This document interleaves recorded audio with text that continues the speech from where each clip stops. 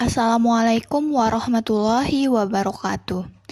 Pada kesempatan ini, sebelumnya saya perkenalkan diri. Nama saya Reza Saskia Amanda dengan NIM G1C022040, di mana saya akan mereview buku yang berjudul Mengobati Penyakit Hati dan Membentuk Akhlak Mulia, karya Imam Al-Ghazali. Sebuah karya klasik yang sangat luar biasa dan tetap relevan hingga hari ini. Buku ini bukan hanya menyentuh sisi intelektual kita, tetapi juga menyentuh sisi spiritual dan mengajak kita untuk menyelami hati dan memperbaiki diri dari dalam. Slide berikutnya yaitu tentang penulis, di mana siapa sih Imam Al-Ghazali? Imam Al-Ghazali lahir pada tahun 1058 dan wafat pada tahun 1111 Masehi. Beliau merupakan seorang ulama besar, ahli filsafat dan sufi yang sangat berpengaruh dalam sejarah Islam. Karyanya yang paling terkenal adalah Ihya Ulumuddin, yang membahas kebangkitan ilmu-ilmu agama. Buku yang saya review ini merupakan bagian dari semangat Ihya karena fokusnya adalah membersihkan hati dan memperbaiki akhlak.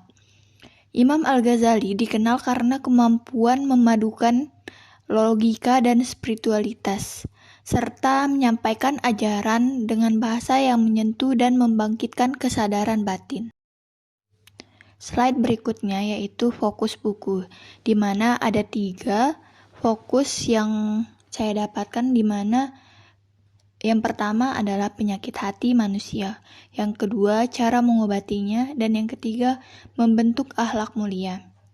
Di mana buku ini memiliki 3 fokus utama. Yang pertama, ia mengidentifikasi berbagai penyakit hati yang sering tak terlihat namun sangat berbahaya.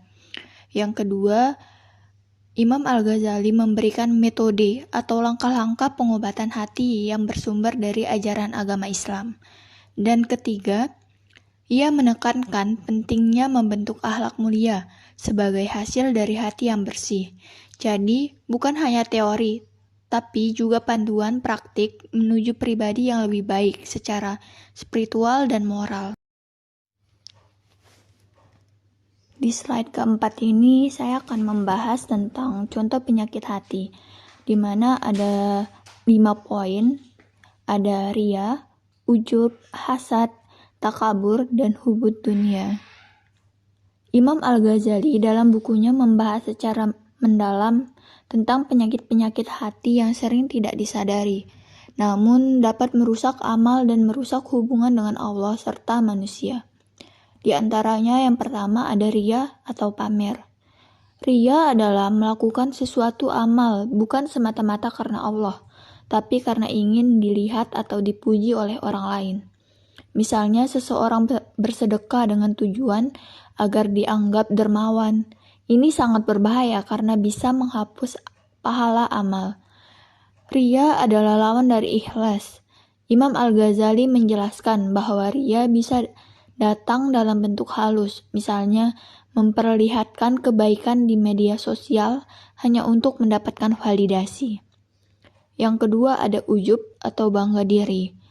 Ujub adalah perasaan bangga dan kagum pada diri sendiri karena merasa telah melakukan banyak kebaikan atau merasa lebih baik dari orang lain. Ini membuat seseorang lupa bahwa semua kebaikan datang dari izin Allah. Akibatnya, ujub bisa menimbulkan kesombongan dan merendahkan orang lain. Imam Al-Ghazali menyebutkan ujub sebagai salah satu penghalang utama seseorang dari kerendahan hati. Yang ketiga ada hasad atau iri. Hasad adalah merasa tidak senang atas nikmat yang dimiliki orang lain, bahkan ingin nikmat itu hilang dari orang tersebut. Ini bisa terjadi dalam bentuk persaingan tidak sehat, kebencian terhadap keberhasilan orang lain, atau merasa tidak adil dengan takdir. Hasad menghancurkan ketenangan batin dan memperkeruh hubungan sosial dengan sesama manusia. Al-Ghazali menyarankan untuk melatih diri dengan doa dan rasa syukur agar terhindar dari sifat hasad. Yang keempat ada takabur atau sombong. Takabur adalah perasaan lebih tinggi atau lebih baik dari orang lain, baik dalam hal ilmu, kekayaan, kedudukan, atau ibadah. Takabur menjadikan seseorang tidak mau menerima kebenaran atau merasa tidak butuh nasihat orang lain. Imam Al-Ghazali menjelaskan bahwa takabur adalah sifat iblis yang menolak perintah Allah karena merasa lebih tinggi dari Nabi Adam. Maka dari itu, sifat ini harus dihancurkan sejak dini dengan memperbanyak tawadu atau rendah hati.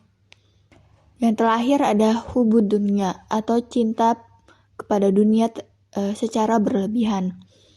Hubud dunia adalah cinta dunia yang berlebihan hingga melupakan akhirat. Seseorang yang terjebak dalam hubud dunia biasanya lebih sibuk mengejar harta, jabatan, dan kesenangan dunia, namun lalai dalam ibadah dan memperbaiki diri. Imam Al-Ghazali mengatakan, dunia ini seperti bayangan, semakin kita kejar, semakin menjauh. Tapi jika kita menghadap Allah, dunia akan mengikuti sesuai kebutuhan kita. Kelima, penyakit ini sangat penting untuk dikenali dan diwaspadai. Imam Al-Ghazali menyarankan agar setiap muslim melakukan muhasabah secara rutin untuk mendeteksi gejala penyakit hati dalam diri, karena pengaruhnya sangat besar terhadap amal, akhlak, dan kebahagiaan batin kita. Slide kelima berisi cara mengobati hati, di mana poin-poinnya ada muhasabah, zikir dan ibadah, meningkatkan keikhlasan, dan menghindari sifat tercela. Dalam bukunya, Imam Al-Ghazali menyampaikan bahwa pengobatan hati tidak bisa dilakukan secara instan, tetapi butuh proses dan upaya berkelanjutan. Beliau mengajukan beberapa langkah inti yang bisa kita terapkan. Yang pertama yaitu muhasabah atau introspeksi diri. Ini adalah langkah awal yang sangat penting. Muhasabah berarti kita mengevaluasi diri sendiri atau mengecek niat di balik setiap tindakan kita. Menilai apakah kita sudah jujur, apakah ada kesombongan, atau apakah kita lebih sering membanggakan amal kita dibandingkan merendahkannya. Dengan muhasabah harian, kita bisa menyadari kelemahan yang tersembunyi di balik hati dan mulai memperbaikinya. Yang kedua ada zikir dan ibadah. Zikir bukan hanya sekedar menyebut nama Allah, tetapi juga sebagai sarana untuk menjaga hati tetap hidup dan terhubung dengan Allah. Ibadah seperti salat, puasa, dan tilawah juga membantu memperkuat jiwa dan membersihkan hati dari sifat-sifat buruk. Zikir yang khusyuk bisa menjadi rem bagi nafsu, mencegah kita dari keinginan duniawi yang berlebihan. Yang ketiga, meningkatkan keikhlasan. Keikhlasan adalah inti dari seluruh amalan.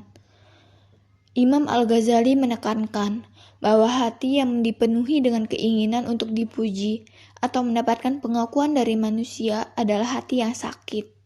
Maka kita perlu terus melatih diri untuk beramal hanya karena Allah, tidak karena ria atau ingin dinilai baik oleh orang lain.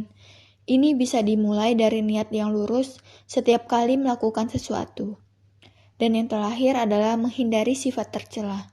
Langkah terakhir adalah menjauhi dan mengikis sifat-sifat buruk seperti iri, dengki, sombong, atau cinta dunia. Imam Al-Ghazali menyarankan agar kita tidak hanya menjauhi sifat ini secara lahir, tetapi juga secara batin. Artinya jika kita merasa mulai sombong atau iri, kita harus cepat-cepat mengingatkan diri sendiri untuk memohon ampun kepada Allah. Latihan ini perlu dilakukan terus-menerus agar sifat-sifat tersebut tidak menetap di hati.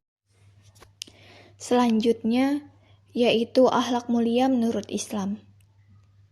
Akhlak dalam pandangan Islam bukan hanya soal sikap lahiriah seperti bersikap ramah atau menolong orang lain.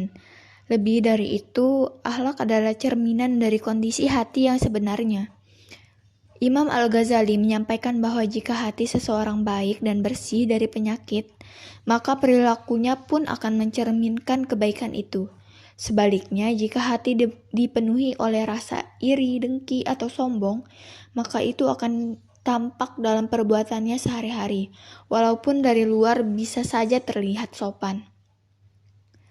Dalam buku ini, akhlak mulia yang dibahas mencakup beberapa sifat utama yang harus dimiliki setiap manusia, di antaranya yang pertama ada sabar. Sabar tidak hanya berarti menahan diri saat marah, tapi juga kesabaran dalam menjalani ujian hidup, sabar dalam ketaatan, dan sabar dalam menjauhi maksiat. Imam Al-Ghazali menekankan bahwa sabar adalah pondasi utama untuk akhlak yang kokoh. Yang kedua ada ikhlas. Ikhlas berarti melakukan sesuatu hanya karena Allah, tanpa mengharapkan pujian atau imbalan dari manusia. Ini adalah akhlak hati yang sangat tinggi, karena hanya orang yang benar-benar mengenal Allah yang mampu ikhlas dalam amalan. Yang ketiga ada syukur. Rasa syukur bukan hanya diucapkan, tapi juga ditunjukkan lewat perilaku, seperti tidak menyia-nyiakan nikmat dan menggunakannya untuk kebaikan. Syukur juga mencegah kita dari mengeluh atau merasa kurang terus-menerus. Yang keempat ada tawakal. Tawakal ada berserah diri kepada Allah setelah berusaha. Ini menunjukkan keyakinan dan keimanan yang kuat bahwa apapun hasilnya, semua adalah kehendak Allah yang terbaik untuk kita. Imam Al-Ghazali menjelaskan bahwa semua akhlak baik ini tidak bisa dipaksakan dari luar, melainkan lahir alami ketika hati kita sudah bersih dan terlatih. Oleh karena itu, proses penyucian hati yang dijelaskan di bagian-bagian sebelumnya sangat penting agar akhlak manusia ini bisa muncul dengan tulus dan konsisten dalam kehidupan sehari-hari kita. Kemudian ada relevansi buku, di mana cocok untuk semua kalangan, penting di era modern ini, dan panduan membina diri dan akhlak. Imam Al-Ghazali menulis buku ini lebih dari 900 tahun yang lalu, tetapi isinya tetap sangat relevan dengan kondisi kita hari ini. Mengapa? Karena penyakit hati seperti iri, sombong, ria, dan cinta dunia tidak mengenal zaman. Justru di era modern sekarang, godaan dan ujian untuk hati semakin besar. Contohnya, dengan maraknya media sosial, kita sering terjebak dalam sikap pamer dan membandingkan diri dengan orang lain. Itu adalah bentuk ria dan hasad dalam versi modern. Kita juga lebih mudah terpengaruh dengan gaya hidup konsumtif yang membuat hati kita melekat pada dunia atau hubud dunia. Oleh karena itu, buku ini penting bukan hanya untuk para pelajar agama, tetapi untuk siapa saja yang ingin menjaga integritas, ketenangan jiwa, dan hubungan dengan Tuhan di tengah tekanan hidup modern. Buku ini bisa menjadi semacam kompas spiritual untuk menata ulang prioritas hidup kita, bukan hanya sukses secara duniawi, tetapi juga bahagia secara rohani. Selain itu, Imam Al-Ghazali menulis dengan bahasa hati yang menyentuh, membuat kita merenung dan secara tidak langsung memotivasi untuk introspeksi diri. Maka dari itu, buku ini sangat cocok dijadikan untuk panduan pembinaan diri dan akhlak, baik untuk pribadi, keluarga, maupun dalam pendidikan. Kesimpulan yang bisa kita ambil dari review buku ini yaitu ada 3. Yang pertama, membersihkan hati adalah kunci akhlak mulia. Buku spiritual yang mendalam dan penting untuk refleksi dan perbaikan diri. Sebagai penutup, mari kita tarik benang merah dari seluruh isi buku ini. Imam Al-Ghazali mengajarkan bahwa Membersihkan hati adalah syarat utama untuk membentuk akhlak mulia.